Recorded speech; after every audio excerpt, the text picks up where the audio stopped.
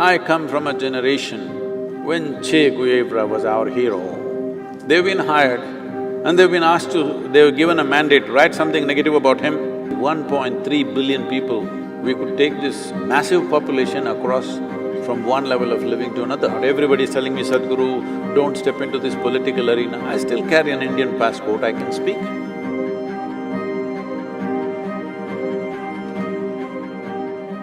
Sadhguru, in recent times, you are speaking strongly about the well-being of our nation, seems to have unleashed a motivated campaign of vile personal attacks on you by a small section of media. I am shocked and intrigued as to why speaking about the nation's well-being should evoke such negative emotions. Sadhguru, I have been here for a while and I personally don't feel you are against anybody. But do you think that these people feel that you are in some way against them and that's the reason they are attacking you?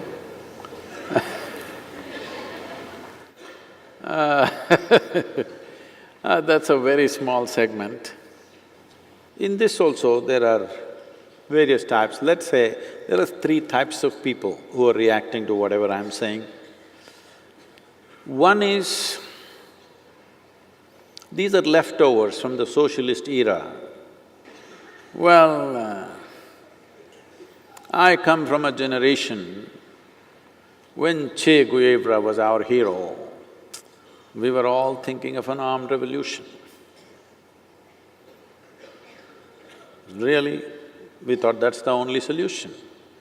But those times have passed.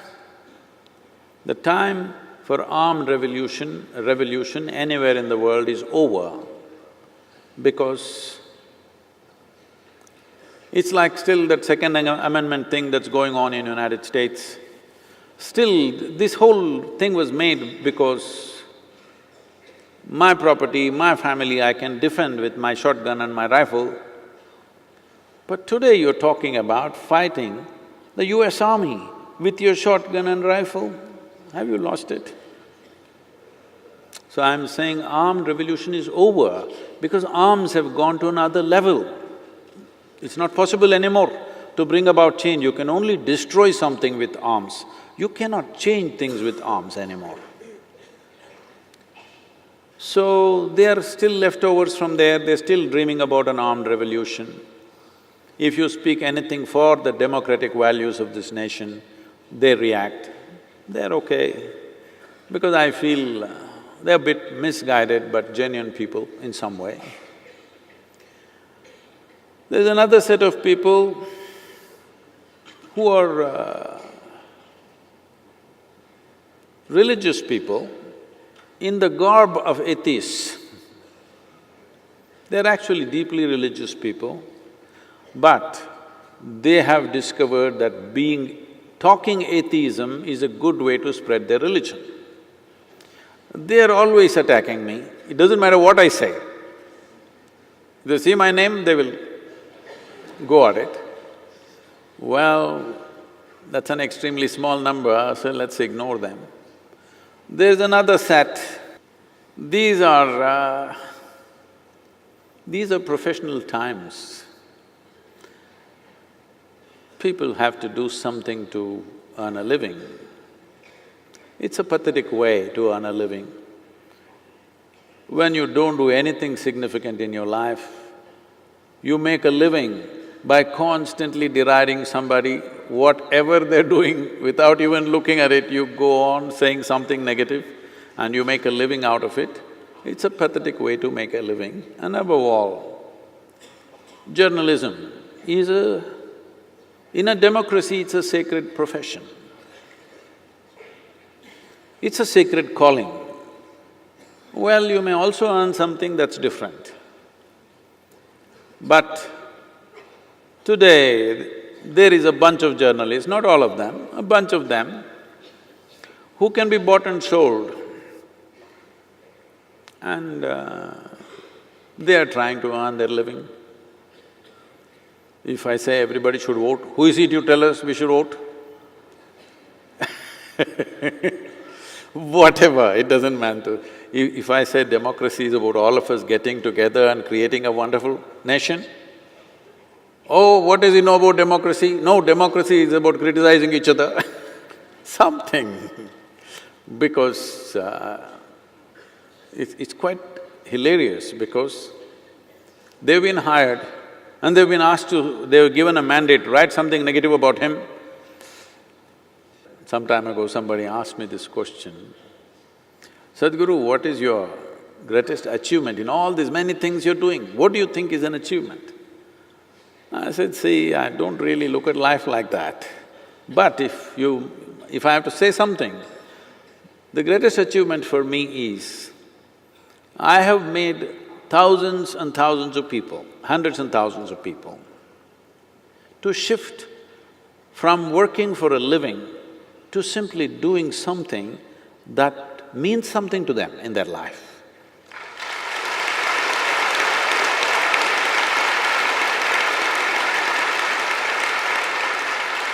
So, my major part of my activity is to shift people from making a living to make a life out of this, a significant life out of this. Significance not in the world, significant as a life. Not because I think I'm great, simply that the life has to become significant. Life becomes significant when it reverberates in a certain way, when it functions beyond its own survival.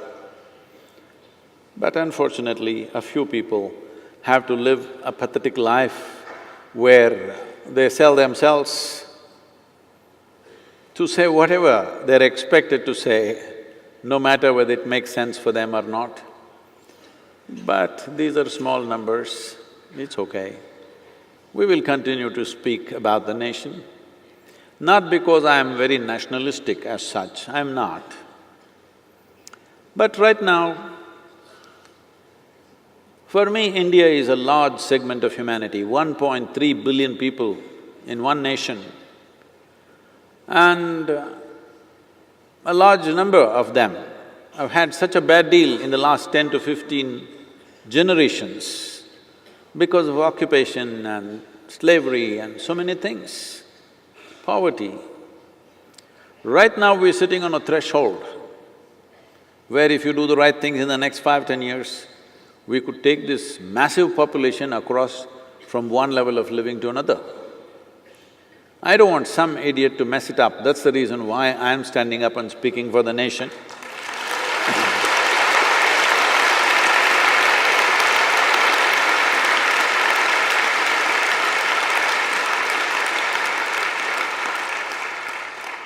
Because this is a kind of possibility that's never happened before in the history of humanity. Never before this many people had the opportunity to move from one level to another. The only other nation which has done this in recent times is the China. A lot of you are here. But the Chinese did it the hard way, in a forceful way. Well, that was a different level of slumber that nation was in, and they did it in a very hard way. But in India, right now we are sitting on a threshold where, in a democratic way, we can take nearly 600 million people from one level of living to another. This can happen in the next 10 years' time, we're just on the edge of that. I don't want this possibility to be destroyed by anybody because of their personal agendas. That's the only reason why I'm speaking strongly, stepping out. Everybody's telling me, Sadhguru, don't step into this political arena. I'm not going to get into politics, but I still carry an Indian passport, I can speak.